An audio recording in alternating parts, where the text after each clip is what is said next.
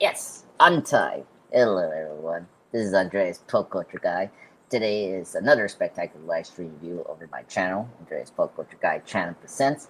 Today I'm with Jeff S. True Knowledge from the Industry Bleeding Edge. How you doing, sir? Good, sir. Awesome, awesome. And uh, well, it's almost the end of September. I thought it would be a special time to do another uh, tier list or top ranking video. We did our first long time ago, where we rank the MCU phases, all five currently. And so tonight we're gonna do our top 10 favorite X-Men films. Because recently, Jeff saw Logan for the first time, and I was very happy about that. And I thought, no, I'm in the mood for X-Men. I mean, next year is going to be a big X-Men year. Not only X-Men 97 is coming back for season 2, a bunch of X-Men characters going to be the Avengers, Doomsday, and slash Secret Invasion. And then, of course, the recently announced Wolverine game from Insomniac. It's coming out in the fall of 2026, which is great. Uh, Same universe as the PS4 Spider-Man, so that's really great. And yeah. So a lot of X-Men fever right now in terms of news and all that. So yeah, we'll do that. I Uh, guess there's not really a lot of X-Men fever. Like, I don't know, I mean, I don't know. I mean, I'm just giving the people here. If you guys are big X-Men fans, then I'm just playing the ball here. But anyway, the, the, the X-Men are always going to be there. Like, there's always going to be the X-Men. Like, it's yeah, that's always true. it's always going to be a thing. So Yeah, it's true. Oh, and plus, because I mean, I thought this was a better way to honor the film franchise because this year, if anyone knows, that this is the 25th anniversary for the first X Men film. So I just thought it makes more sense to do a it's time. it's a very awkward ranking, honestly, just because you're talking about films that range anywhere from like 25 years of difference between like when what some of them came out compared to other ones. You know what I'm saying? Like 20 years, 15-year difference between some of these movies. You know what I mean? And Yeah, so some of them just aren't even like on the same level as other ones, on the list. You know what I mean? Like they're not even close. yeah. No, I no, Like no, I 100% agree with you. We'll like get like it's into. like it's not like ranking them like the MCU. Like a lot of the movies out of this list are not good movies. Oh boy. Very curious about your list. I will say so. I think the top five are very top five great films, and then we get from like 6 to 9 is where it's like okay and average films, and then 10 is like where it's really bad. And I just think that in general, The original, it's not really fair to. It's really difficult to rank the original X-Men films against the newer ones. Like it's almost not fair. You know what I'm saying? Like yeah, they're not even close to the level of filmmaking. Compared to the original X-Men films, the first three, compared to like the ones that they made later on. You know what I mean? yeah, Or the Deadpool films, for instance. Like they're not even close. yeah. Oh god, nope. Not even close. I mean, I we'll get into it. I mean, there's a lot of debate about how far these X-Men films are faithful, how they currize some of the characters, which is not good, and and just They, in general. they don't hold up well, Andres, because the superhero genre has evolved so much since those original X-Men films came out that they just don't hold up anymore. Yeah, I disagree. I think some of them do hold up. I mean, the worst ones are really bad, and they don't hold up. I think the best ones, the good ones, I think that are really good. They hold up pretty well. It's just that I I mean, it's just the continuity is something that people will be kind of drive their minds crazy about. But but Yeah, you know, just to be like, you know, upfront here, like I'm a huge X-Men fan. I always have a soft spot with these X-Men films. I mean, you talked about the, was it the, you know, the MCU films, you know, and yeah, I like the MCU films as well, but I personally think I prefer the making of the X-Men films more than MCU films, because sometimes the MCU films, like, I mean, I think the X-Men films had better, better handle of their villains more. I mean, despite that I mean, the MCU got better, but like they still have this problem where they just make really bad villains, and then the humor is like, sometimes I like the humor from the MCU films, but 9 out of 10 I don't really click with their humor Yeah, but sometimes. the majority of the films are just better though. They're better films than like Yeah, the Fox X-Men films. I'm sorry, but they're better movies. Like, you yeah, know, yeah, yeah, the you know what they did with those original Fox X-Men films what you know was new. You know, it had never been done before, and you yeah. know they did their best. You know, um, but those movies have a lot of holes, man. You know, so that's just my opinion. I'm just putting it out there that I think it's tough to rank. You know, it's tough to rank those movies with like some of these other ones. You know what I'm saying? Oh yeah, no. I agree. I mean, look, I'm just the what do you call it, the one person out, because you know, I'm a big fan of these characters in X Men. I almost think the original X-Men films should have their own spot, like, you know, in history. You know what I'm saying? Like I wouldn't rank them naturally or normally against the first class films. There's just no comparison. Really? Okay. There's no comparison. Hmm. I can see. I can see why. Superhero filmmaking, the genre improved dramatically, like over the years. You know. Mm. Yeah. Yeah. Uh, I guess so. I mean, I Well, it did. It did compared I to mean, the first, yeah, compared to the first couple films, compared to your first couple Spider-Man movies, and your you know which were good movies. Don't get me wrong, but your X-Men films, your Daredevil movie that you got, you know, like the Fantastic Four films from the early 2000s. Those movies compared to what no, came out during the MCU and from DC and everything during that time period, they're not even close. The yeah, films. no. I mean, the Fox movies are not. Uh, I mean, the Daredevils, those are not I mean, good. you know, you can say what you want about the Sam Raimi Spider-Man movies, you know, because they're classics. You know what I'm saying? But still, like, you know, they were still, you know, those were, you know, original. You know, in the beginning of superhero movies being made back then. You know, Yeah, and eventually, you know, at some point years later, they, you know, Marvel and other studios figured out how to make superhero films really well. You know. yeah. No, I understand. Yeah, I mean the MCU has done a way better job at adapting comic book movies. I mean, they're way more faithful, and like, yeah, the technology is a little better than some of the X Men films. They had the formula going there for a while to where, like, you know, they were there's a reason why they had such a good run there for such a long time. You know, uh, they were producing good films over and over and over again, basically. You know, Yeah, I mean, some of them weren't all that great. You had your Thor: The Dark Worlds and stuff like that. You know, like you had your, you know, Incredible Hulk. You know, you had the Hulk movie. You know, what that some people liked and some people didn't like. You know, like, but a lot of the movies were really good. You yeah, know. no. I agree, and I'm very curious about how our ranking is going to be with these X Men films, and I'm pretty sure it'll be pretty similar, sir. I think most people's rankings would be pretty similar.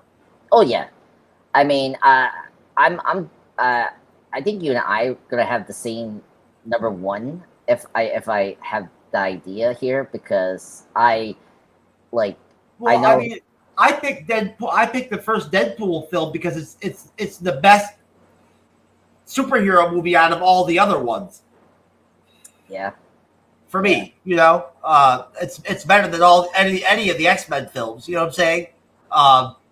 You know, and that's why it made so much money. You know. Yeah, I know. Yeah, it did.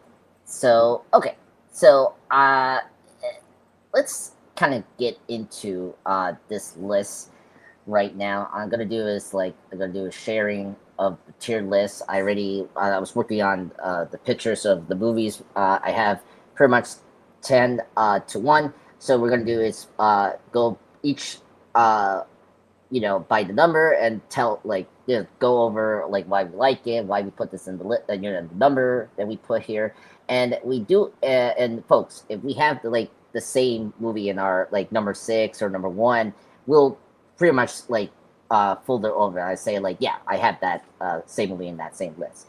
So anyway, let's go ahead and let's get cracking because I'm very excited for this. If I got my freaking control of the sharing correctly, right here. All right. So as you see here, let me pull it up. Sorry about this, guys. So I got 10 to 1. So we're going to start with number 10. Do you want me to go first, Jeff, to kind of just? Yeah. I just went first.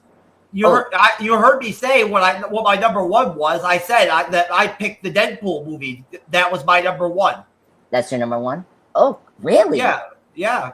Wow, I didn't expect that. That's what I said. That's why I picked number 1. Huh. Wow, that's cool. And you already explained before, like you say, it's like out of the bunch is like the most comic booky of the. No, it's the best film. It's better than Logan. I'm sorry, Logan's really good, but Deadpool is a better film. It's a really well made film. It's a great film. Start to finish, it's great.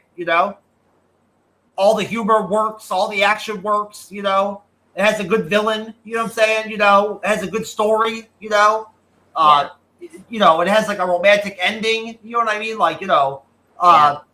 It has some X-Men in it, you know what I'm saying? It has a lot of good things going for it, and it did well in the box office.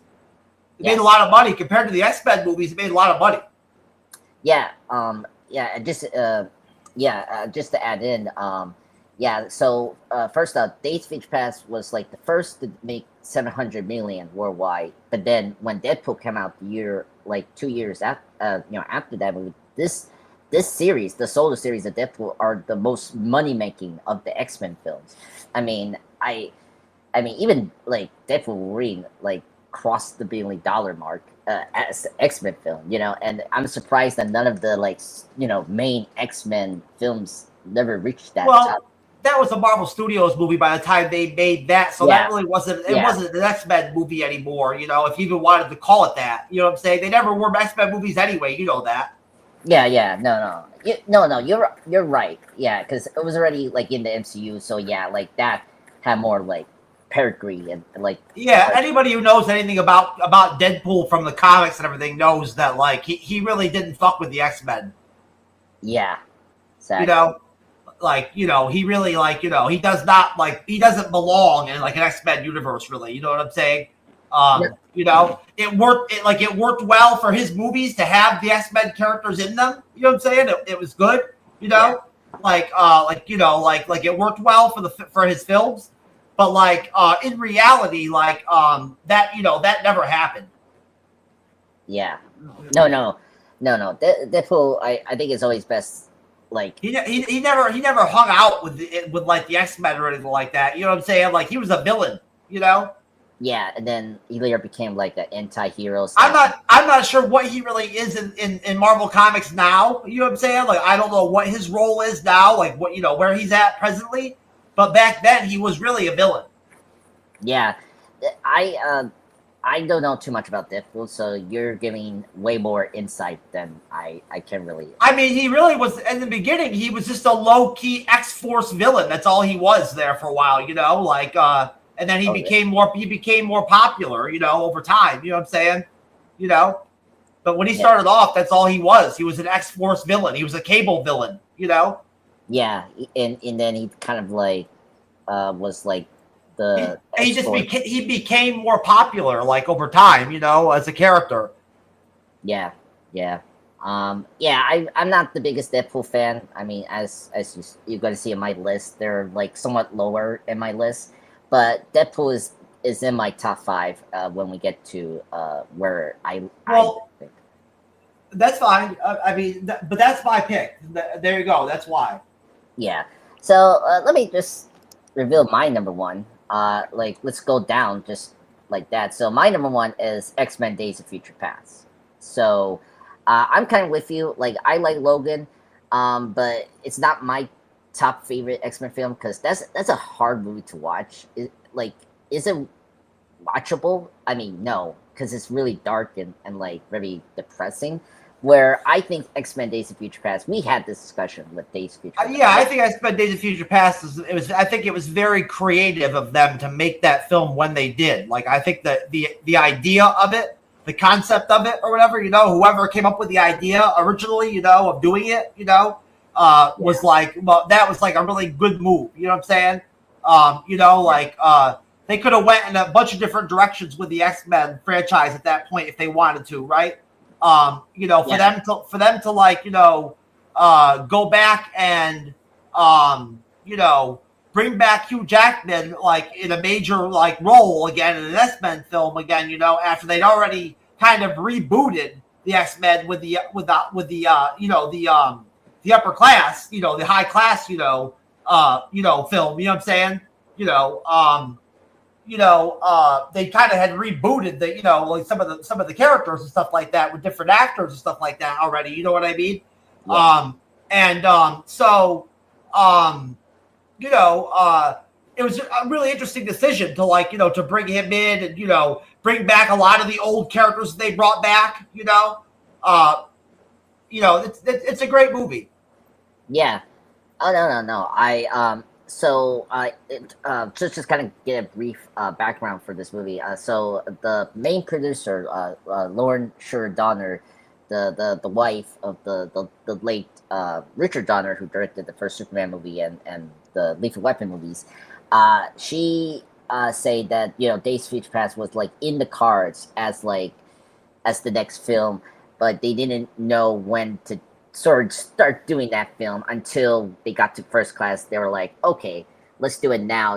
Especially because it was right after the Avengers happened, and so they saw that Days of Future Past could be their like big, Avengers like event, which was, and and serves a great like bridge between being X-Men 4, because it's following up where X-Men 3 came was not, Yeah, I don't know. I don't know how well the movie did in the movie theater. Like box office wise. Like I have no idea. I'll be honest with you. I have no clue.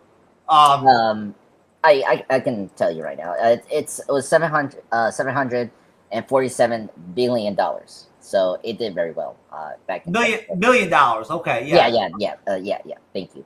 yeah. Uh, Okay. Yeah, that's really good money. Yeah, that's a lot of money.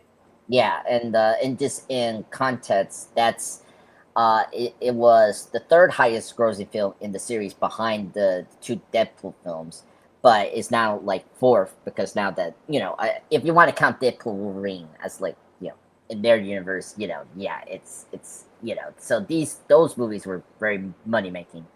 Um, but yeah, so just let me like wrap up my love of X Men: Days of Future Past.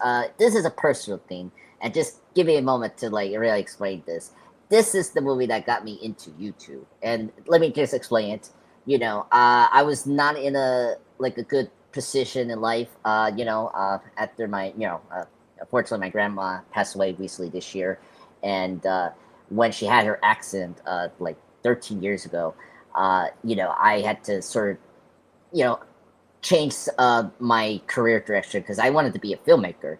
And then I discovered YouTube. I started to see the potential YouTube, but I didn't commit until I did just like a short video of Quicksilver, who because just Quicksilver became a big breakout character in Days of Future Past. I was like, I fell in love with that character. And so when I just used the song Time in the Bottle and then just did some clips, like that, it wasn't like fancy, like it is now on my channel, as I've been involved and learned how to become a better editor and then my content. that was the video that got me into committed to doing YouTube videos full time. So I have a personal love of this film because it not only is the best superhero film, but it's really the thing that got me into where I'm at right now as a content creator. So yeah, that's why I love this movie so much. It's such a fantastic superhero film. I think it's the number one best superhero film. Like, yeah, it beats Dark Knight for me. But so yeah. Anything else to say about Days of Future Past before we go into number two? No, because I mean, I have to pick it too, like at some point. You know what I'm saying? So Yeah, yeah. So let's get into number two. And what's your number two, sir? it's Deadpool 2. Deadpool 2? Okay. Yeah, Deadpool 2. I think Deadpool 2 is another really solid movie. Of course, Days of Future Past. You could interchange that between 2 and 3. You know what I'm saying? They're both pretty close. But I think Deadpool 2 is a really great sequel film. Really great. Number 2 film for the Deadpool franchise. Same thing as the first movie. It works really well from start to beginning, and just a really solid film. Did really well box office wise, gave us a version of the X Force, which was cool. You know what I'm saying? And just another really solid Deadpool movie. I think it's about. I think it's a better Deadpool film than Deadpool Wolverine. Yeah, I can agree with that. Yeah, I have to confess, this out of the Deadpool films is my least favorite. Not because it's a bad Deadpool film. There are just a couple things I kind of wish they did better. Like the villain, I just wish we had a better villain in Deadpool 2. Like I don't know, the kid that is like Iron, was it Fire Fist, whatever. Like very weak villain. Yeah. The way the ending kind of goes, the direction that the ending goes in is kind of weird. Yeah. Yeah, so that's my main problem with Deadpool 2. But as you say before, yeah, it definitely stepped up from the first film. I will definitely give it that. I love the jokes, like, oh my god, the X Force getting killed during the parachute. Yeah, I mean, I said, Days of Future Past is just as good, if not better. I probably could have put that at 2, but I had it at 3. You know what I'm saying? Oh, yeah. But I decided to go with Deadpool 2, because I had to pick something. Yeah. No. I like that choice. I mean, look, Deadpool is a fun character, and I think his film series are very fun and very comic booky. Okay, so let me get to my number 2, and it'll be just kind of quick. So number 2 for me is Logan. So we did our live stream review, and look, a lot of people say this before. Logan is one of the best comic book movies we have seen as late. It's one of the best. I mean, it's still the best Wolverine movies. I mean, it did everything right as the character. You got the Berserker Rage Wolverine. You got the major themes of what X-Men is about in such a simple way in this film, and it's a great sci-fi film in general. It's like The Last of Us, but it's with mutants, which is funny enough. If you know what I mean. It's a very mature superhero film. Really mature, very adult. Orientated. Superhero film. Even though it has children in it. You know what I'm saying? It's a very adult, kind of dark, kind of material. Yes, yeah, and I like how it doesn't pull the punches as a superhero film, as a mature film. You were saying before, so I appreciate that. Yeah, and there's only one way you can do Wolverine. He has to be done a certain way. You know what I'm saying? If you really want him to be at his best, you gotta really let him rip. Yeah, no, I agree. Yeah, this and I know Deadpool Wolverine is different, but Deadpool Wolverine is the right amount what makes Wolverine good, as a character. And I mean, in the comics, Wolverine swears and stuff like that. He does. You know what I mean? Yeah, I agree. I think the one X-Men film that I think that does it the best is X2. I think that was where Wolverine was good, and then I think when we got to Logan, that was the best version. But yeah. Do they? Um, I wonder if they swear in comics now. Not now in current comics. 'Cause I don't read current comics anymore, so I have no uh, idea. They may have like open swearing in comics now. They back in the day they would just have like the little like symbols that would like they would yeah, and you yeah, with the bubbles. Yeah, yeah. yeah. No. They do curse. Like, but they do it in like a fun way. You brought up the bubbles. Like, they will say like, they will say the word, but then they do the bubbles and the like. Like if the like they're cursing at this moment right now. So yeah, they do curse here and there in the comic books now. And plus, if it's it's just like TV. If you see like MA for the comic books, that means mature reading. So they're allowed to do cursing. Um, yeah, like Marvel Knights. Like, I don't know if you read Marvel Knights. Like, that was like a rated R print for Marvel, and so they were allowed to do violence and all of that. Um, okay, so did you say that Days of Future Past is your number three, right? Yeah, I did. Yeah. Okay. Anything you want to say about No, not really. We've talked about it a lot recently, like it's just a really great film. You know what I'm saying? It was a really great concept. It was really done well. It's a great run of X-Men, and they did a really great job making a film out of it, and and they managed to weave in all the different characters from the different X-Men films, from the different kind of franchises they started, and bring them all together in one film, and that was great to see. You know what I'm saying? I really enjoyed that. yeah, Having Xavier, talk to Xavier from future to like the past and stuff like that. Like was deep. You know what I mean? And yeah, you know, seeing Storm again, was really cool. It's yeah. gonna be cool to see Storm in Avengers. Yes, I know. Oh, that would be a great moment in the Avengers films. Yeah, you brought up just at the end, the Days of Future Past thing. Like, I really relate to like Xavier's like downfall, like his depression that was going on in that film, and I thought that was like the thing I like about Days of Future Past is like to my next film and number three. Like, I was very happy we focused on Charles Xavier because you brought up before, Jeff.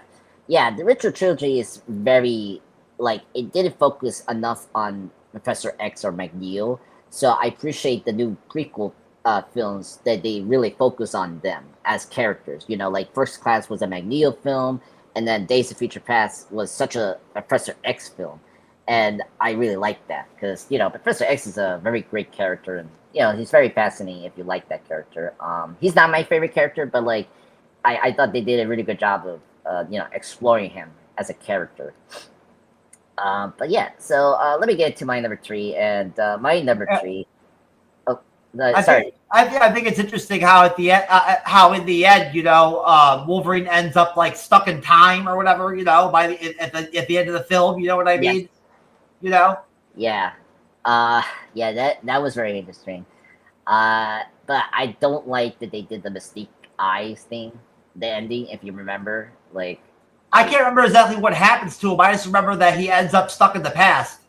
yeah. So his conscious is back to the future now. That's like change, and his old self from the 70s is like he will not know what he did that, like, I don't know, week or so in the 1970s, and so he's like completely like what do you say, like he's just completely like a no what he did throughout that like movie, so which is kind of sad.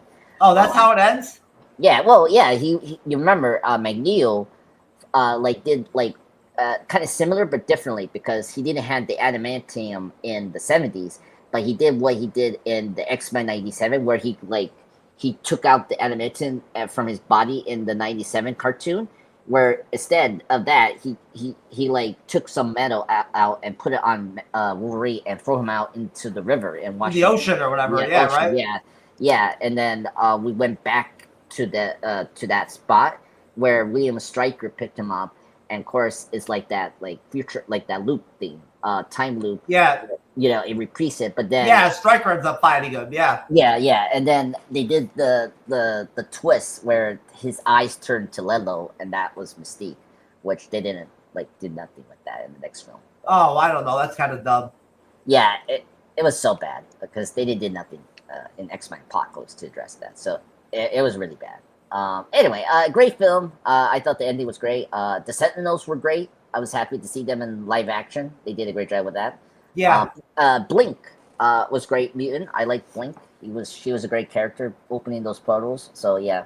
All right. Anything else for Days of Future Past? Yeah, always like teleporter characters in the comics, Yeah, and same here. so seeing like Blink or whatever, was cool because in the comics there were several characters that could teleport, one show I never watched was I never watched the Cloak and Dagger show, Oh, I don't know. yeah. I don't know if that's on Disney Plus, if it's on there or not. But I still need to watch that show. Last time I checked, yeah, I think Cloak and Dagger Wasn't that on like Freeform or something like that?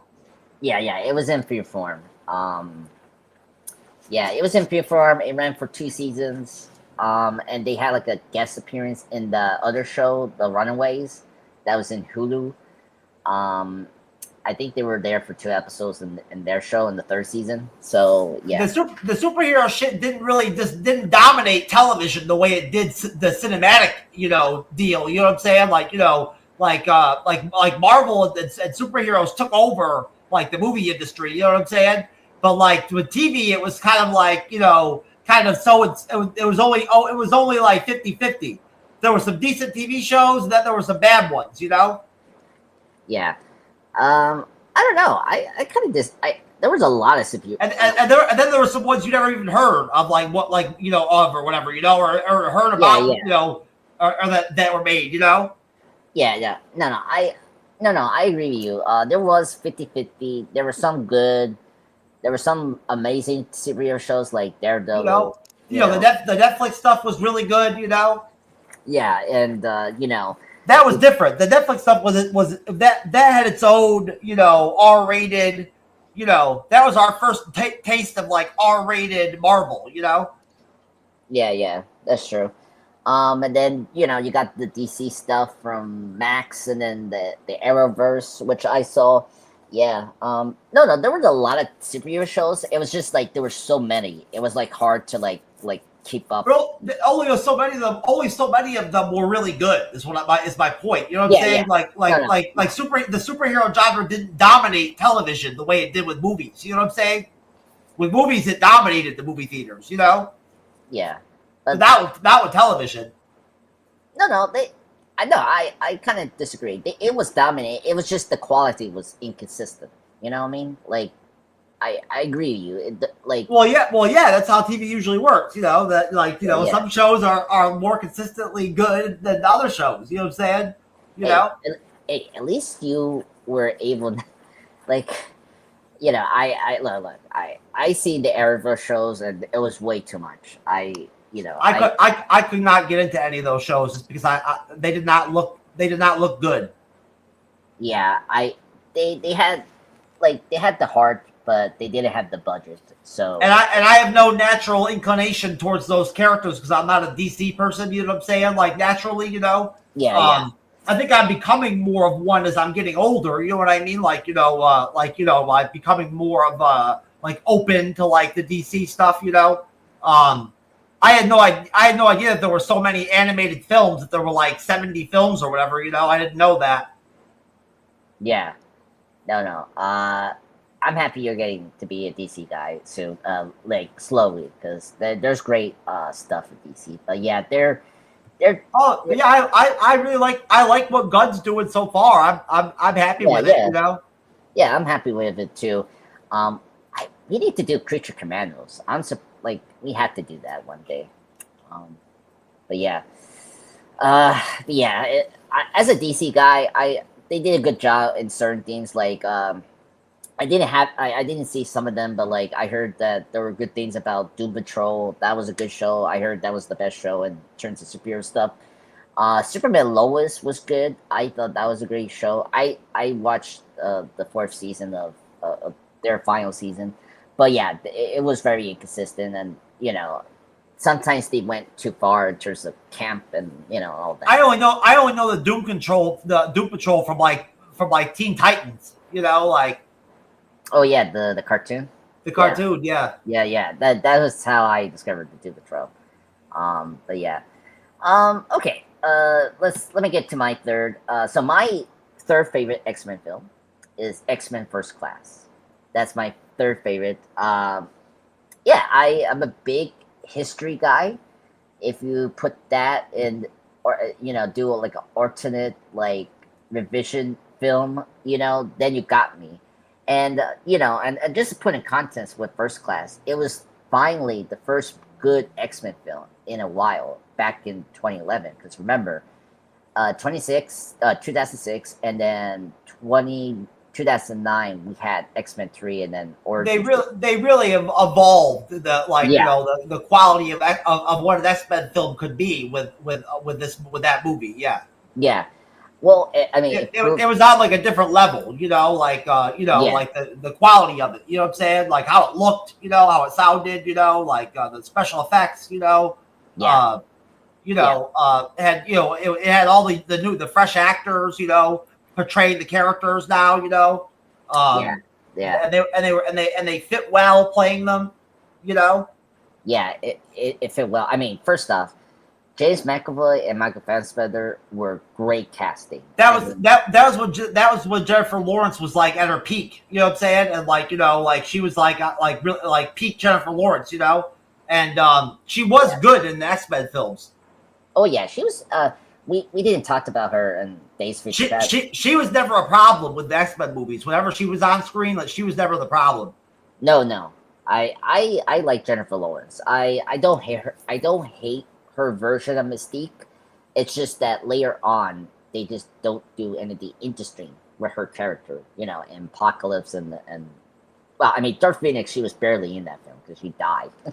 you know. She's really talented. That one movie she did with that with that one actor where she got nominated for the Academy Award where she played like that alcoholic like slut chick or whatever in the movie I think you're talking about the Silver Linings Playbook with Ryan. yeah Yeah. yeah She won. she was really good in that.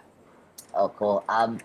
Yeah, and I know her. Besides X Men. Did she win for that? Yeah, she won for that. Yeah, Oh yeah, yeah, she deserved it.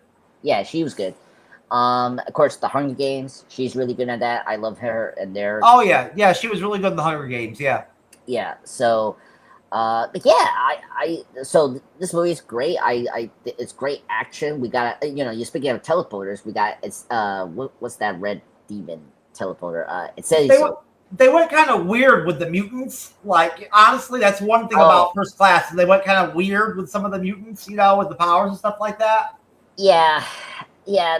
That's the one thing that I don't like from this movie is that I kind of wish they did do the proper First Class, like having Cyclops, Jean, Beast, Yeah. like the OG lineup. But because apparently Fox didn't think it was fresh enough, so they just put together these weird characters and like put them as the X-Men. It's I think it was easier to manage, not having those other characters there too. You know what I mean? yeah, You know. yeah, I yeah, I agree. I mean, I'm fine with I mean, they eventually tried to incorporate them along down the road. You know what I'm saying? And it didn't really work all that well.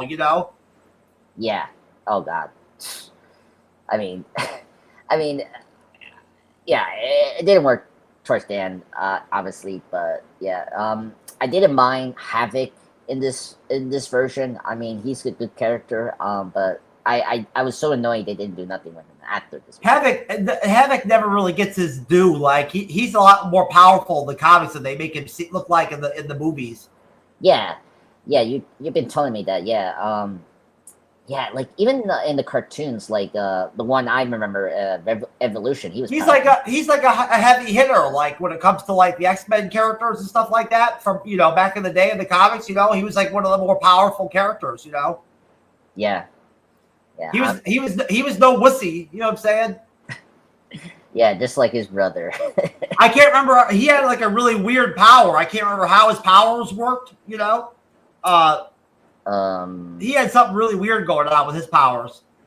Havoc. Let me check, because he like a lot of these mutants have like these like mutation, like second mutation and all that. So like his thing is cosmic energy absorption and plasma beams. That's like how his powers is depicted. Oh, okay, that's right. Yeah, so like he generates powerful plasma blast ability. He has difficult control, just like his brother, Cyclops. But anyway, what else? Yeah, when you do his powers right, he's a cool looking character. You know, that's my point. No, I agree. And Darwin, and Mystique, when she's done well, is a great character. You know, when you do her well, you know, she's a great character. You know. yeah, no, I like her here. They do a good job with her powers here. I mean, She's good in First Class. She's good in First Class and in Days of Future Past. Yeah. The villains. The Hellfire Club, another major X-Men villains. I like that they use. I mean, Kevin Bacon as Sebastian Shaw. I just read a Hellfire Club like storyline in the X-Men comics the other day. Oh, really? Yeah. Okay. Yeah. I like it. Emma Frost and everything. You know. Yeah. So they did a good job of casting Kevin Bacon as Sebastian Shaw. He's a great villain. I think he's top tier X-Men villain. But you brought up Emma Frost. I thought they miscast Emma Frost in this movie. They didn't really do her character the right way. Like that. Like they didn't give her like the powers that she really has and everything. You know.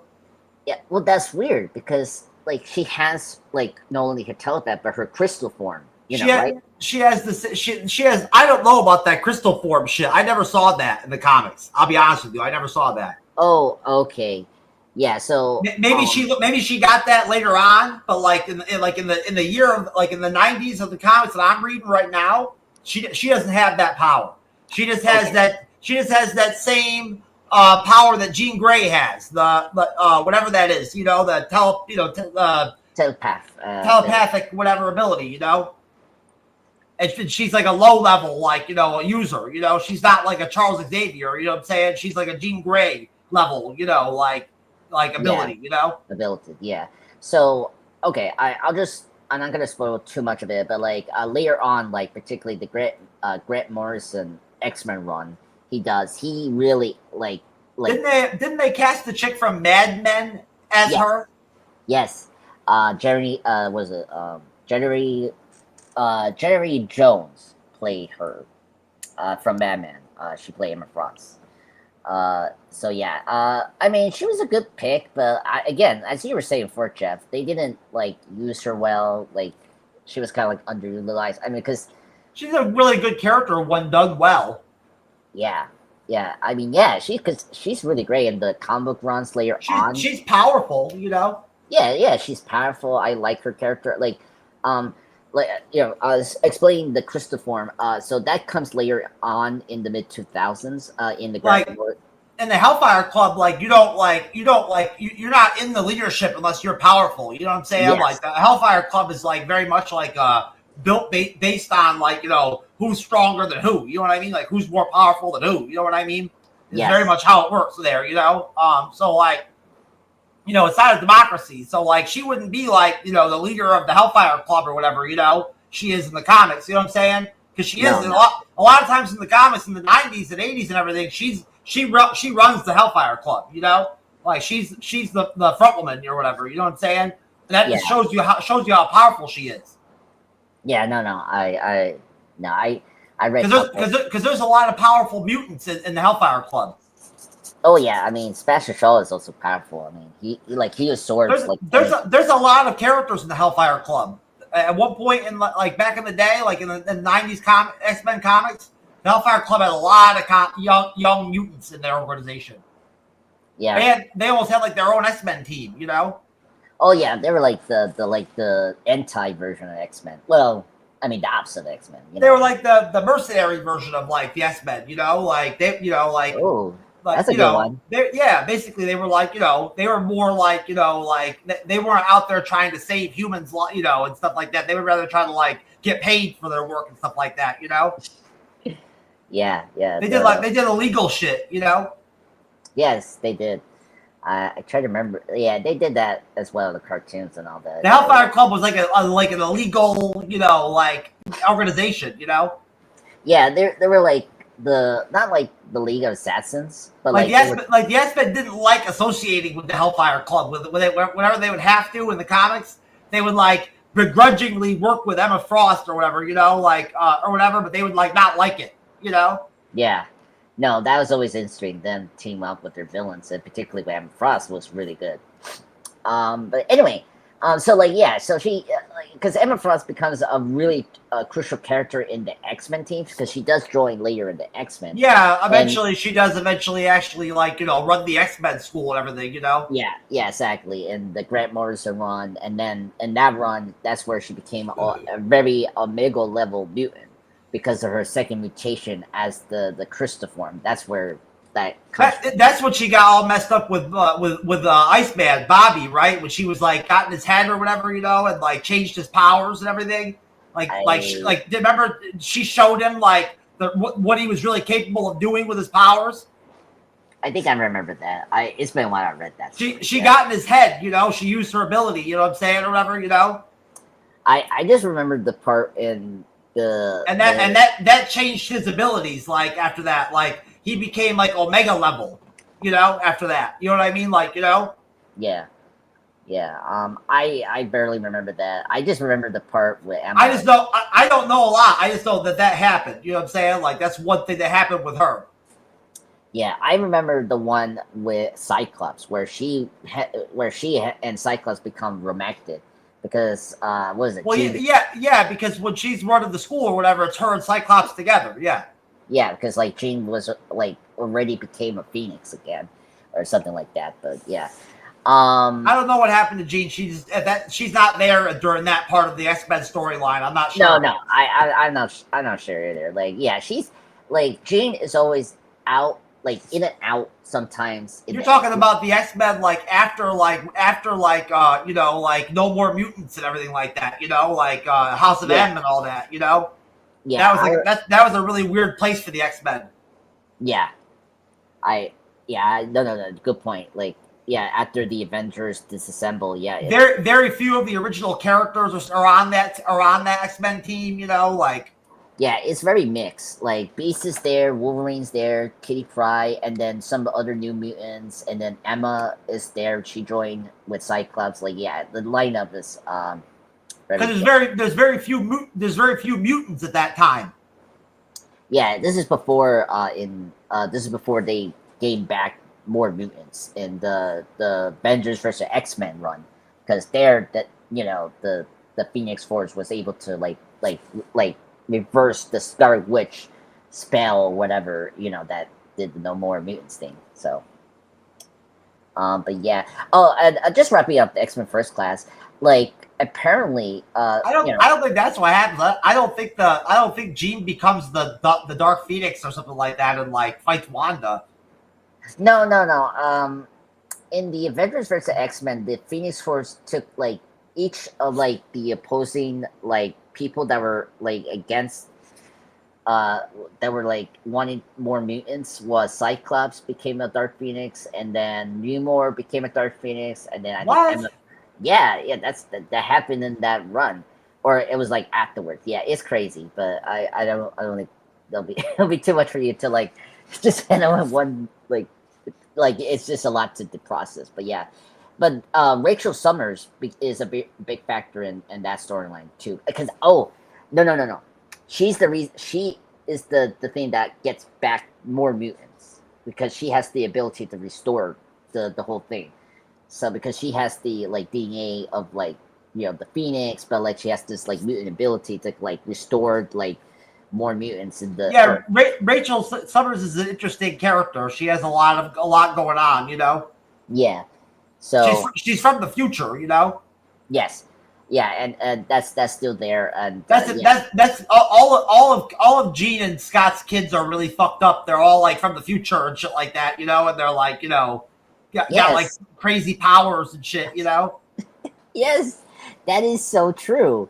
Yeah, Rachel was from the future, It's and like then it's like Cable. Yeah, that's why Mr. Sinister was always trying to get Gene's like DNA and everything, because like you know what I'm saying. He knew like that Scott and Gene could produce like the most powerful mutant children or whatever. yeah, I. That is very true. I never put that together. Yeah. What was I gonna say? Oh, That's what his big thing was. Remember? yeah, in the cartoon show. I mean, from the comics, the cartoon show, and then '97. Yeah, it's a big thing for him. Yeah, I know. That's why I like Mr. Sinister because he's so obsessed with those two. What was I gonna say? Oh, Dark Phoenix. They were supposed to bring back the Hellfire Club as villains in that really bad Dark Phoenix movie, and I actually like the casting choice. Like, I don't know if you agree with this, but Jessica I Chastain I as I didn't watch that film. no, don't watch it. It's a really bad film, but like, um, Oh, I don't want to watch it. no worries. Don't watch it. It's pretty bad. But anyway, All I have to do is imagine because I can just imagine how bad a Dark Phoenix film could be, yeah. because the one we got wasn't very good. Oh god, yeah. X-Men 3. Yeah, we'll get into that. Um, It, but just, it was just kind of slapped together. yeah, I yeah. When we get into X-Men 3, it's like so apparently they just lap in that storyline with the Cure storyline. It's just not built up very well with Gene, as a character. You know what I mean? Like the way that they do it. Yeah. But anyways, my X-Men First Class is my next pick. Oh, awesome. Let me put up First Class as number 4. Okay, awesome. Yeah. Yeah, and we just talked about why, So Yeah, like, there you go.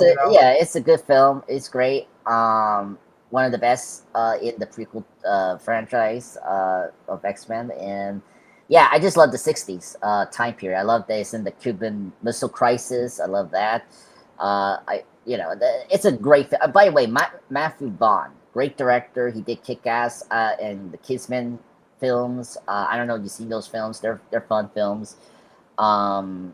Especially Kick Ass. They did a really good job casting those films too. Was it Yeah. was who played Beast? Was that Nicholas Holt that played Beast? Yes. Yeah, Nicholas Hoult as Beast. Nicholas Holt played Ben in in Marvel and in DC. Yes, I know.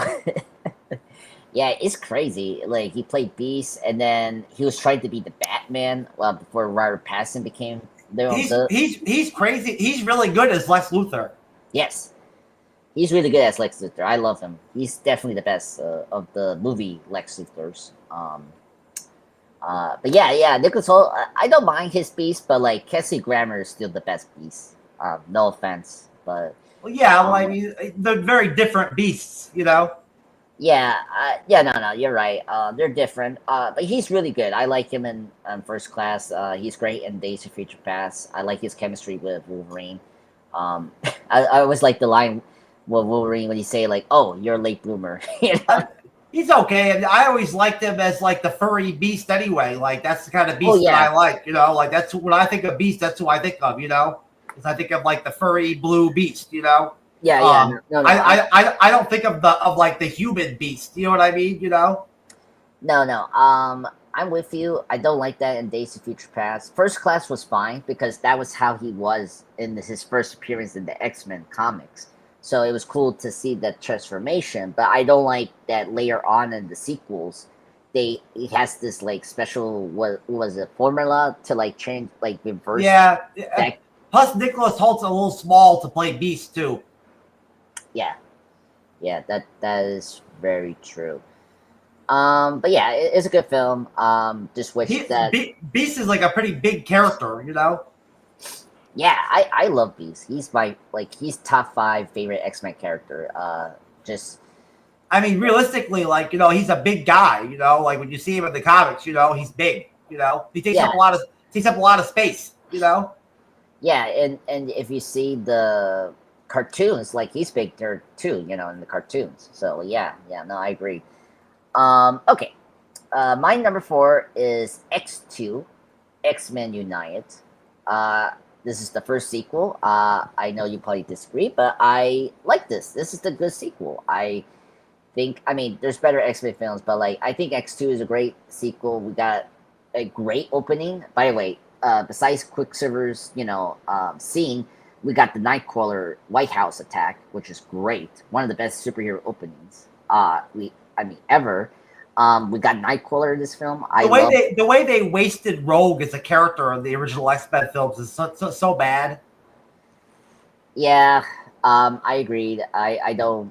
Yeah, I, I don't know. Like, they had something to do with the character. Like, I like her relationship with Wolverine, but they don't really do that at all in the sequels. And yeah, she doesn't fly. They had no way to set her up as like the flying, like super strength, Yeah, like Rogue. You know what I mean? Because there was no way that they could have a Captain Marvel event, like in the movie, in one of the movies, yeah, like that. They couldn't just do that. You know what I'm saying? That wouldn't work. yeah. I mean, I don't know like how you do it, but like, I think she could like take one of the X-Men's flying abilities. It was rumored years ago, like in the MCU, when I used to follow the MCU rumors every week. It was rumored that in Captain Marvel 2, that Rogue might be in that film. They said. Oh yeah, I did remember that. Yeah, but that didn't happen. It was Beast. That would have Beast, been really. It would have been really cool if they would have done that. Yeah, that's true. And like, But they're not prepared to go ahead and like launch into all that ready like right now in Marvel Studios. No. It's after Secret So Wars. so if they did that, it'd just be a waste of Rogue. Yeah. They definitely need to change her origin of how she got to fly. Like, she has to like probably take one of the abilities that actual fly, like either Angel or Storm. That's like the only way you can like explain how she flies. But yeah. But Unfortunately, the only way really to give her the powers is to do it the comic book way. You have to have her fight Captain Marvel, yeah, and somehow absorb her powers with Rogue's mutant ability. You know what I'm saying? And like and then get stuck with them. Get stuck with the powers. yeah. And have it knock Captain Marvel out or whatever. So she like loses her memories and shit like she does in the comics. Yeah. Yeah. Yeah, that is funny. Yeah, I remember that. Even the cartoons, they did that. The 90s show. Well, yeah, that's what happens. She like forgets who she is and everything, like she gets amnesia. Yeah, and then like in the 90s cartoon, this is like they took it like far. The Captain Marvel like was still active in Rogue's mind, and so like she almost took over her body, which was crazy. But yeah, that was the thing. And X2, great sequel. Wolverine's great. The like Berserker attacking the mansion is also great. I thought that was a really great actor scene. William Stryker as the villain is really great. I mean, Brian Cox is a great actor. He's really good as William Stryker. Some of the younger Stryker actors we got, like Danny Houston, and then whoever that actor was in the prequel films as the young Stryker, like just never lived up to this version of Stryker in X2. What else? That was good. The Magneto prison break is great. Like, just him taking the iron out of the guard was really great. A lot of fantastic moments, but there's some bad ones here. Like Cyclops gets shafted in this sequel, which was not good. Like, he's the leader of the X-Men, and he's barely in this film. And X3, when we get down to my list of number 10. But and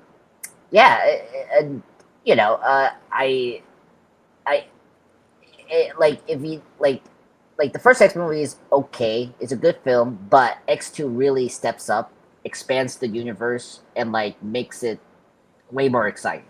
So that's it's probably the best one out of the 3 original Fox films. I'll say that.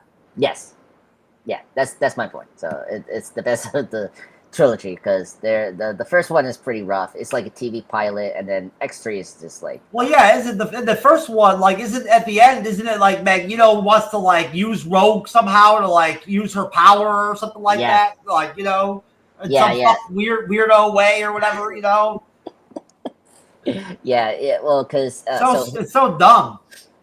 yeah, well, because they don't explain the villain plot. Like, so as everyone, what just explained. So the first X movie, he's using Rogue to like activate the machine that like was going to turn the humans into mutants, and so because it's dangerous to use, so he's using Rogue to like take over his position, and so that she gets killed, not him, and so like it's this like self esteem with Mike Neo, where he's just gonna use another mutant to like operate the machine to like turn all humans into mutants. But then it doesn't make like I mean just I don't know how she know Yeah, like it's stupid. It's just dumb. yeah, but it could have been a great villain plot. Like I like it, but like like there's a lot of questions like how you get to like A and B. But anyway. Okay, that's my thoughts on X2. Great sequel, definitely the best of the like OG trilogy, Fox trilogy is better than the first and third. Okay, number 5. What's your number 5, sir? Logan. Logan, number 5. Okay. Hold on. I know I have it here. Just give it. I'm completely blind. Uh, hold on. I think. Just give me a minute. Yeah, I'm supposed to have the list. Just give me a minute. I thought I had it here. Um, uh, duh, duh, duh, duh. Um, sorry. Just trying to get the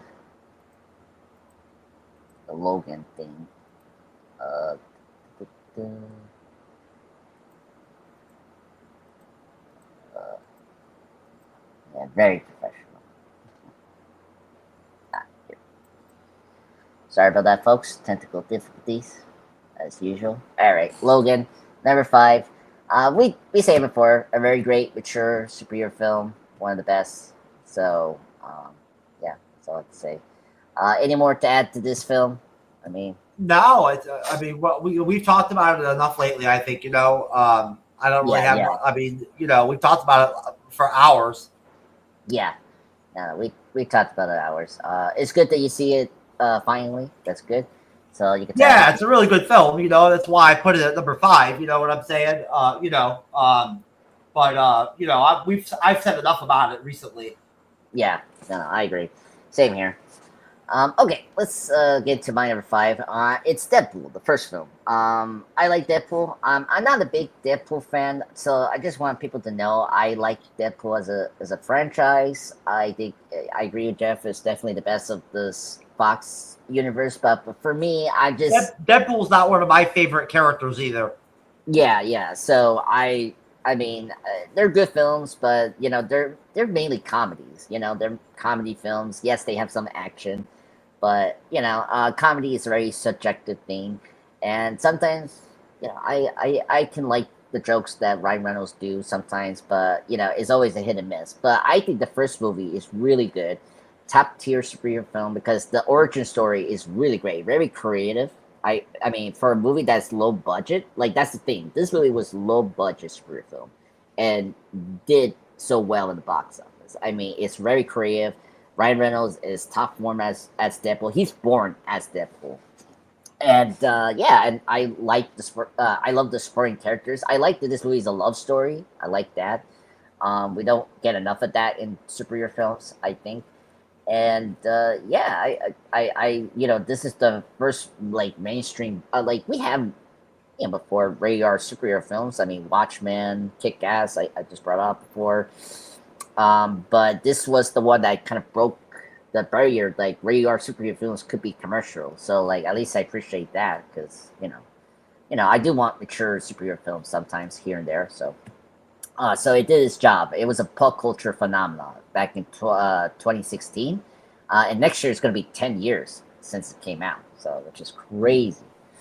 So yeah, a great origin film. I don't think the sequels live up to the first film. Um, I'm very different with Jeff, but I got one favorite over the number two. But but Oh, there's I think two is a drop off from number one, big time. yeah. So, but it doesn't mean it's a bad film. It's still a great film. Deadpool two and Deadpool Wolverine. But yeah, that's my number five. Okay, let's anything to add about Deadpool? I mean I covered. No, I mean I said what I had to say about it. Really, Yeah.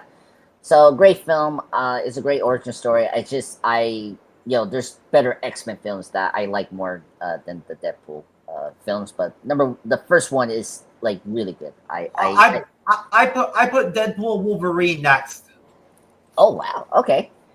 Cool. I don't really like Deadpool Wolverine that much. It's not one of my favorite movies at all.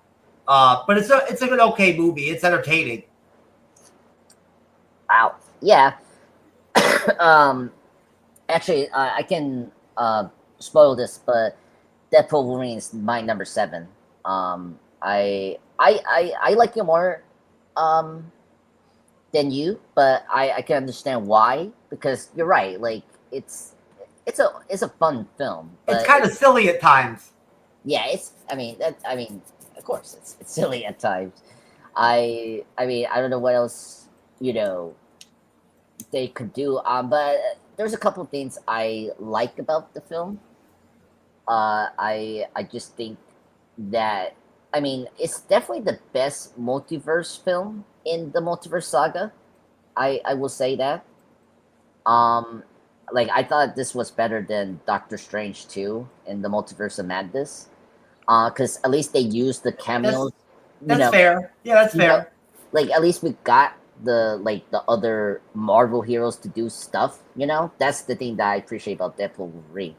I didn't know we were gonna get Blade, so like at least we didn't know that was gonna come. I just thought that was like a dream, but I thought like when I saw that it was a big deal because I love Blade. Um, but yeah, the things I don't like about this film, why it's lower in my list, and yours as well, Jeff, is that I don't like that they shaft his supporting characters. Colossus and his love interest. Like they were the best thing about the first two Deadpool films, and so I didn't like that we didn't like they were barely in the film. So I kind of felt that was like a big step down, and what else that I didn't like? And I don't mind the TVA, but like I don't know, I felt like the villains were decent, but they're not like special. It's like okay, they're there. Yeah, the Charles Xavier's twin chick. That chick she was cool. She was an all right villain. Yeah, I think she was better than the Deadpool 2 villains, so that's why I put her. Cassandra Nova. She was okay. Yeah, she was okay. I thought they did a good casting on her. Yeah, Yeah. I did too. I did too. Yeah. So, but yeah, I kind of agree with you, Jeff. It's definitely okay. It's nothing special. It's a fun film, but I mean, I like last time like my only second watch was really with you guys when we did the MCU. It's not a very rewatchable film. It's not. It's No, not. no, no. It's not rewatchable. It's It doesn't have that staying power. no. I agree. But yeah, it doesn't have the same power as like the other ones. But yeah. Okay. Anything else to say about Deadpool Wolverine? Let me do my six. Because we kind of missed that. So my number six is the Wolverine. Um, so Origins Wolverine is bad. I mean, I'm just shocked how bad the first Wolverine is. I mean, come on, it's Wolverine. But I think the second Wolverine was better, but not good. First off, we got James Mangold take over this franchise, so that's a good thing. I mean, because he's gonna make Logan after this movie, so that's good. I like the Japanese setting. I mean, it's based on the Frank Miller, Chris Claremont storyline. That it's based on. So they did a good job of loosely adapting it. It's not like faithful to like the story, but it's very different. But it's a good loosely adapted storyline. Um, I agree with everyone. I mean, I know the third act is pretty weak.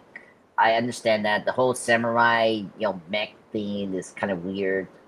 It just comes out of left field. Like it feels like a summer blockbuster. Like we already seen that. Like so many superhero films, right? So I like the first two acts of the Wolverine as a grounded, mature like superhero samurai film. This is where Logan did a better job because Logan was more like a mature Western superhero film, and like they stuck with that throughout the film. And with the Wolverine, I like the Japanese samurai like tone, but then when they got to the third act with the warehouse, it became more of like a superhero like mech suit like Godzilla I don't know, Transformer fight. It's like very goofy. So, but it's a decent film. I like it. I mean, it did the right things over Origins Wolverine. It didn't cram so many mutants. That was a big, like, awful thing about X-Men 3 and Origins. Like they crammed so much like famous mutants that we know, but they barely used them.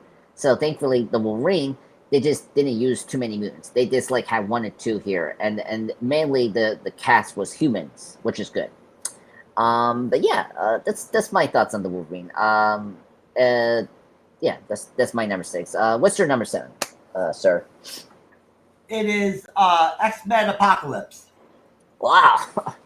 Okay, I was curious about that. Okay. Let me put this Yes, Apocalypse. I know it's not very good, but I mean, yeah, I mean, there's moments I like about X-Men Apocalypse, but yeah, go ahead, sir. Your thoughts on this movie? it's not a very good movie. But I think it's more watchable than the original X-Men films.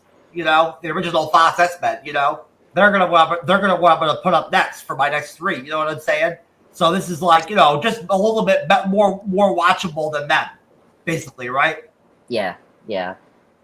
No, I can see where you're coming from. I mean, you got the Quicksilver scene again, with the sweet dreams. I mean, it's not overall. It's not a very great movie. They didn't do a very good job with Apocalypse. Like Oh my his God. abilities. They Yeah. didn't. That wasn't done well. That part. Yeah. You know. Yeah, that was pretty bad. Yeah. What was the other one I didn't like? Oh, Mystique. They did such a bad job with Mystique in this movie. Like, I mean, like it wasn't like bad, but like they didn't have nothing to do with her character. Like, to this like third stuff. She's not very like good in a fight against somebody like Apocalypse. You know what I'm saying? Yeah. I mean, I don't know. We Morph like is a shapeshifter, and like he did like damage in '97. So like I think Misty could have done that, but I don't know. It's just that they weren't creative with her abilities in this movie. To be honest. Yeah. But it's tough to the Apocalypse and his horsemen are tough tough people to fight. Yeah, that's true. I mean, they had Storm, Angel, and then I mean, in the comics, Mystique really isn't that good when it comes to combat. You know what I'm saying? Like, she's good at like espionage and like pretending to be people she's not. You know what I mean? Like, yeah, like that's true. Besides that, like when it comes to combat, she just uses guns and stuff like that. Like.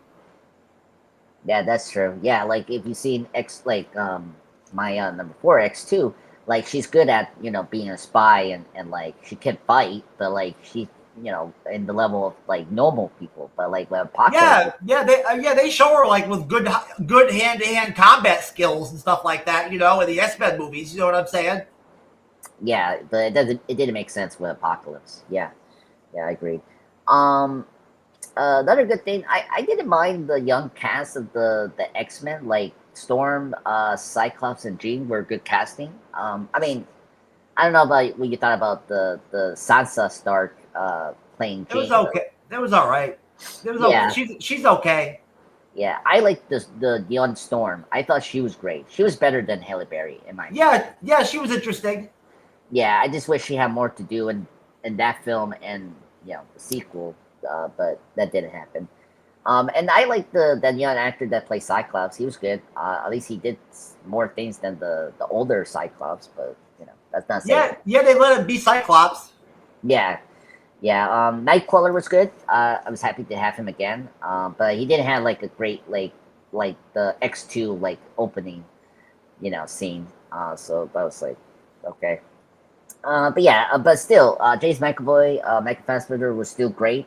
They were the best thing about this movie. Like Fassbender as Magneto, he's a great actor and he's a great Magneto. So he was like the best thing about this movie. Like if I say what was the number one best thing, Magneto, because like he was fascinating. He was still the best villain. Like I relate to him. His like family getting killed was really sad. So like that was the best thing about this movie.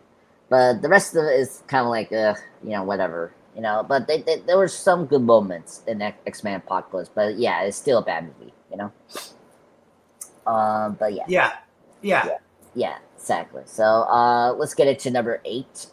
Do you want me to go first, or you want to go? Yeah, go ahead. So my number 8 is the first X-Men film. So number 8. So it's a good start for a film franchise. It's very important because this is the movie. Like we got Blade and we got this movie. So thankfully, those two movies helped to like give us the superhero Sandra that we had to now because of those two movies.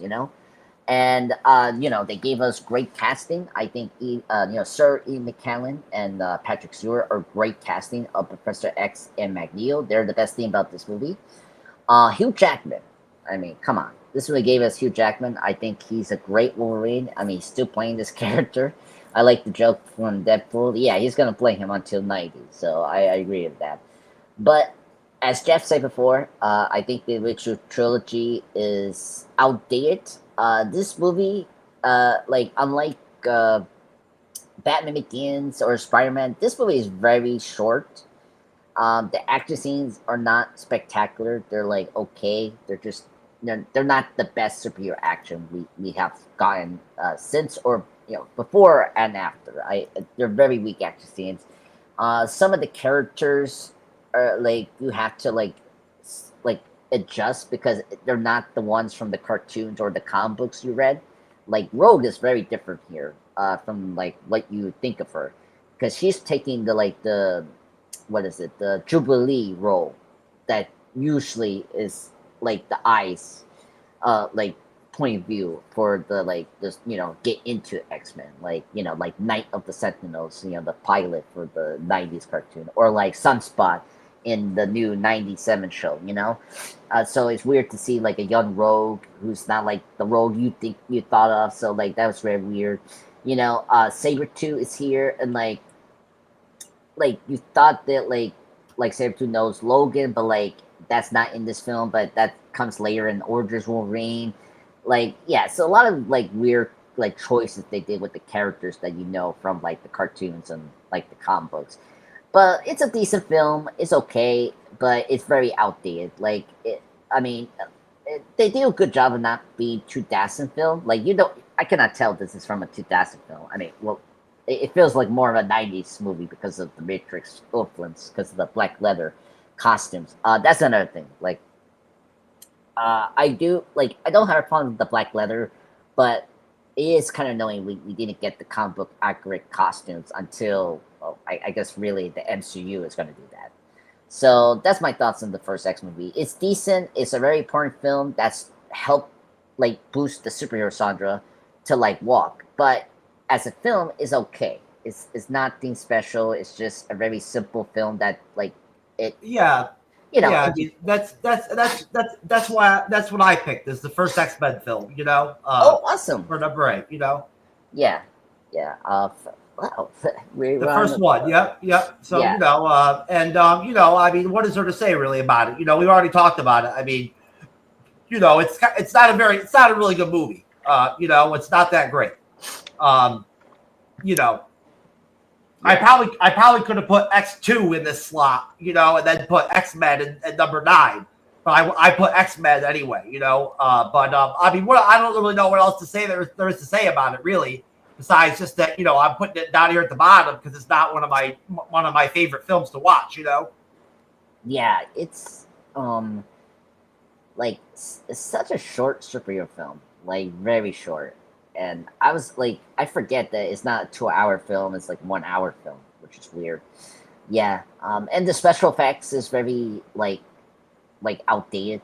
Like it's not good in some areas. Yeah, So yes, most definitely.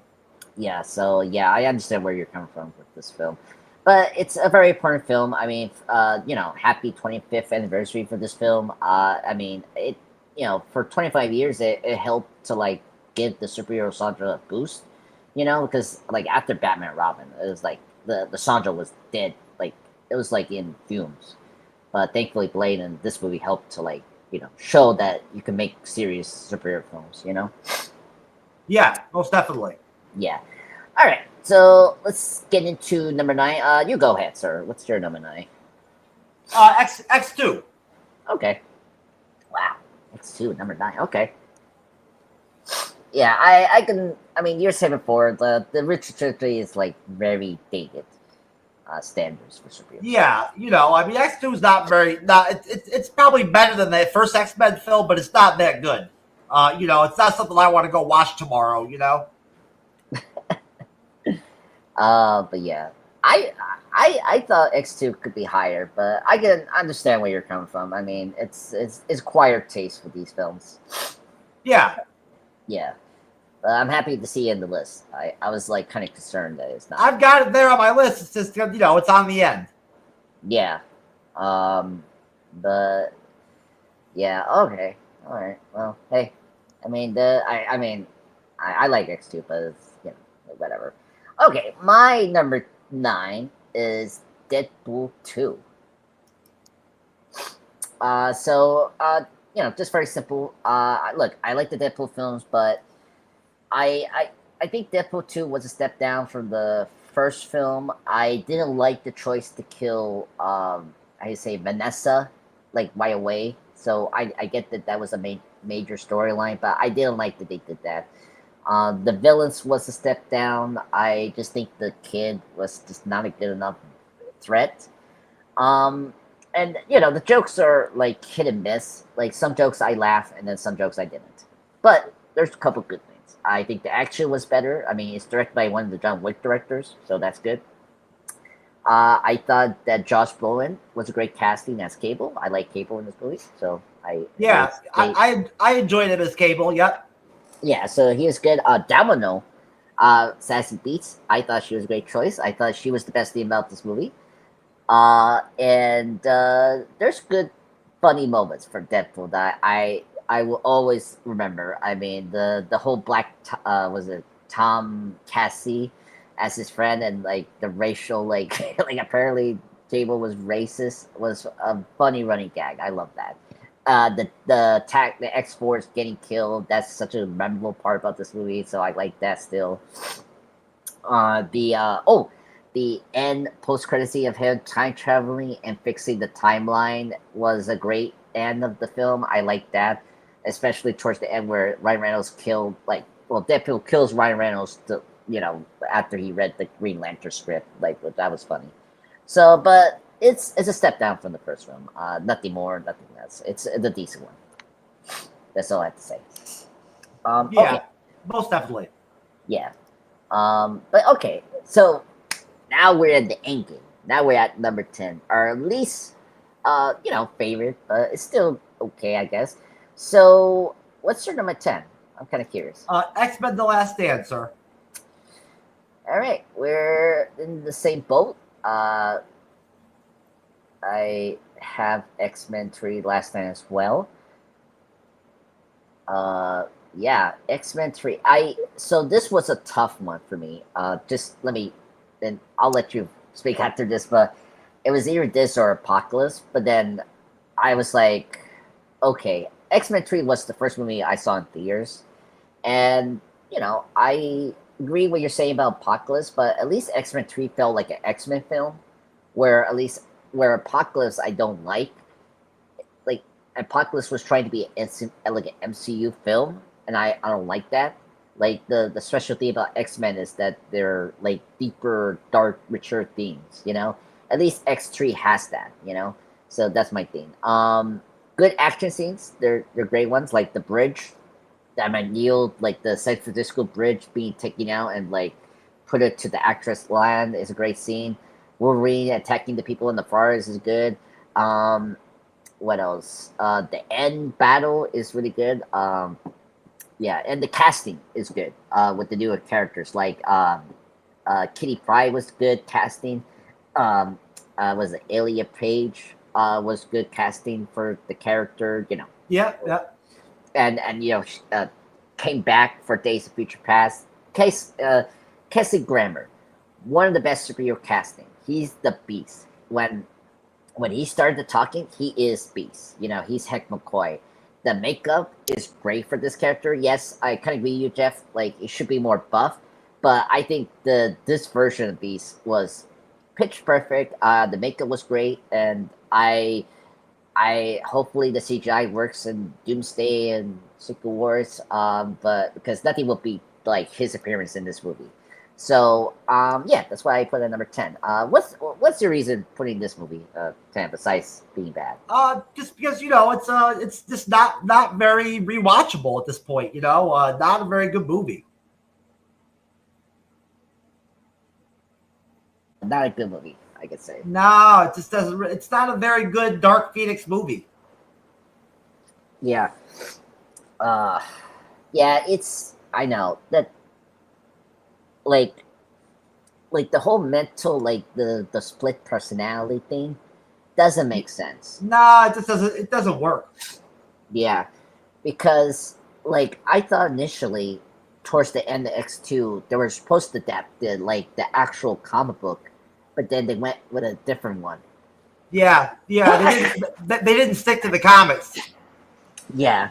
Well, and because they were like conflicted things because the studio didn't want to do the Dark Phoenix, but the writers of the X-Men 3 wanted to do the Dark Phoenix. So that was like why we had this like two storylines, because the studio wanted to do the Joss Whedon gifted storyline of the mutant cure that we have in this movie. And then you got the Dark Phoenix thing where the writers wanted to do that because that was something that we set up in X2, And so I don't understand why they wanted to juggle that. But also the main problem is this movie was rushed into production.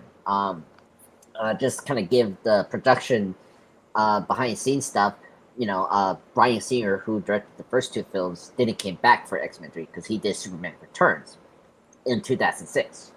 So they were scrambling for directors and to like take this this position, and some of the directors they were courting just didn't like sign on because of the rush nature. Matthew Vaughn, who directed the First Class, he was supposed to direct this movie, but he left during pre-production, and because of the rush nature, but like there was some personal thing he had to deal with, so he had to leave. So they were like, and with Matthew Vaughn, he's actually the reason we got some of the casting. He's the one that cast Vinnie Jones as Juggernaut, but like he cast Elia Page as Kitty Pryde. He was the one that cast Kelsey Grammer as Beast. So he at least did something good. But after that, he left, and then we got what was that director, Brett Ratner, who did the Rush Hour films. He did an okay job, but he didn't understand the X-Men. So that's like this movie is such a mess. It's not similar to Spider-Man 3, but like it's the thing that like the studio intervened this third installment and like just made a mess out of the third installment and overall the trilogy. Yeah. So so that's why it just didn't came together. Just like the first two films and in general what we saw in like superhero films. It's always like the third film, everything goes hell and goes downhill like that. So it's pretty bad. But yeah, there's there are a couple things good. As I mentioned before, I just think that this movie just falls like falls completely because it just and also they like throw out a lot of characters that like are important for X-Men and like they just kill them. Like killing Cyclops was a big no-no. I mean, I'm not a big Cyclops fan, but like he's an X-Men leader, and giving it to Wolverine, who is not a leader in the X-Men, just doesn't make sense. So that was a big bad choice. And then killing Professor X in this movie was kind of ridiculous. But again, there's a recurring theme with Professor X in these movies. He gets killed. Like he's been killed 3 times already, and like and we get to Doomsday, that's gonna be the 4th time he probably get killed. You know. But yeah. Yeah. But it's just it's crazy. That's I mean that's pretty much it on that one, sir. You know, it's just not something I want to watch anytime soon. No, I mean, I guess the one good thing about this movie is that it was short, so it wasn't long like Apocalypse. You know, it wasn't insufferable. So, but yeah, so that's our how you say it, top 10 ranking of the X-Men films. You got a very collective list here. Very impressive, sir. I like your list, by the way. Oh, thank you, sir. Yeah, so I really enjoyed that list. I think it's fantastic. I was worried it was going to be, kind of genetic, but like it's good.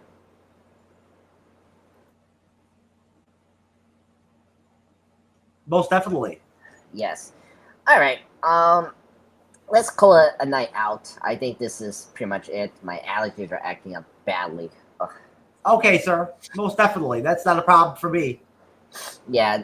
Nothing interesting with trailers this week. So just very neutral, like trailers. So, but yeah, thank you, Jeff.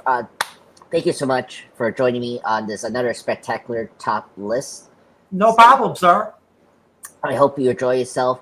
We'll do another one later down the road, maybe end of the year or whatever. But Yeah, most definitely. yeah, we need to discuss what will be the next top list, but we'll discuss that later on. But yeah, I hope you guys really enjoyed this. This was a fun, another attempt to do the top like ranking thing for live stream. It was fun to do that for the MCU phases, and you got now the MCU, the top X-Men films ranking, which was fun. So now that to wrap up, here's our schedule for this week. So tomorrow we got Walking Dead, Daryl Dixon episode. Was it 5? 4. 4. Okay.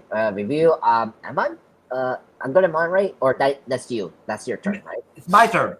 Your turn. All right. And then Wednesday, we don't have Alien Earth, but I think we're doing Marvel Zombies, right? Yeah, yes, sir. Marvel Zombies. So we're gonna do that, and then Friday we're back again for Peacemakers season 2, episode 7, which is gonna be very exciting. So that's our schedule for the MCU Bleeding Edge over there. Please support Jeff and Cyber and their content and my content as well. Andreas Pop Culture Channel Presents. This week is pretty much the end of September, which is crazy. So got a lot of content to do for Halloween. So I got a lot of plans for the shorts and all that. So please check that out and watch that out. So peace out, folks. Good night. Peace.